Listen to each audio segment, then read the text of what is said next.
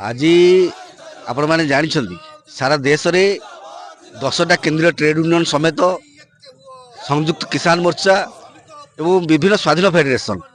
ये जो डाकरा देइछंती केंद्र सरकार जो भली भाव में गोटे पर श्रमिक कृषक आदिवासी महिला दलित युव छात्र विरोधी आईन मान आनुछंती ता विरोध एकजुट होती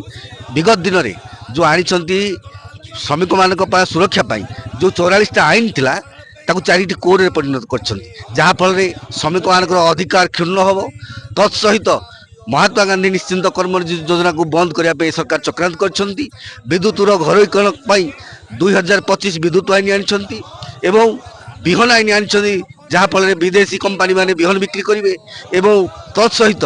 जो भली भाव में विद्युतर घरोईकरण करी आम राज्य में ओडिशा रे टाटा कंपानी देला परे जो भली भाव शोषण करुच्ची अनुरूप भाव जो कथा कही 300 यूनिट मागणा बिजुली ताहा देले नहीं आज पर्यंत आदिवासी मान को जंगल जमी पट्टा मिलला नहीं आदिवासी मान को चाकरी कौन थैथान ग्यारंटी मिलला नहीं निजुक्तिर कौन ग्यारंटी मिलला नहीं आज देशर जिते साधारण जनता हाहाकार होउछंती ए नरेंद्र मोदी सरकार देशर समस्त संपत्ति को कोटिपति हाथ में बड़ बड़ आदानी अंबानी हाथ में देशर संपत्ति जोटा खनि पानी रस जमी समस्त को हाथ टेकी दौरान तार विरोध में प्रतिवाद ए प्रतिवाद जदि नरेंद्र मोदी सरकार न माने निश्चित भाव जो किसान माने आंदोलन करते दिल्ली दरबार को वर्षा धिक् अटकाई रखिते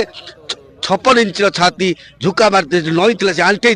मोदी सरकार ए जदि श्रमिक कोड बातिल न करे श्रमिक कृषक आदिवासी दलित महिला देश साधारण जनसाधारण जो आंदोलन करछंती नरेंद्र मोदी को लेबर कोड बंद करिया पर्यंत ताकू शेष आंठेला पर्यंत जीवे ये आशा रखुची मालकानगिरी जिल्लार ए जो बंद को अभूतपूर्व समर्थन देथिबारु समस्त को धन्यवाद नमस्कार।